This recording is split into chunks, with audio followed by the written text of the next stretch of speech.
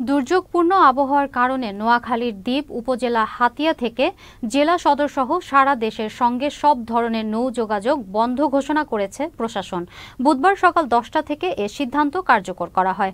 হাতিয়া উপজেলা নির্বাহী কর্মকর্তা মোহাম্মদ আলাউদ্দিন জানান, উপকূলীয় এলাকায় 3 নম্বর সতর্ক সংকেত থাকায় বুধবার সকাল 10টা থেকে হাতিয়ার সঙ্গে সারা দেশের নৌ যোগাযোগ বন্ধ করে দেওয়া হয়েছে।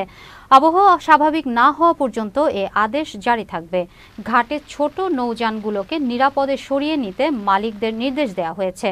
আবহাওয়া অধিদপ্তর জানিয়েছে, উত্তর পশ্চিম বঙ্গোপসাগর ও তৎসংলগ্ন এলাকায় অবস্থানরত সুস্পষ্ট লঘুচাপটি আরও গভীর হতে পারে। এর প্রভাবে উত্তর বঙ্গোপসাগর, বাংলাদেশের উপকূলীয় অঞ্চল এবং সমুদ্র বন্দরগুলোর ওপর দিয়ে ঝোড়ো হাওয়া বয়ে যেতে পারে।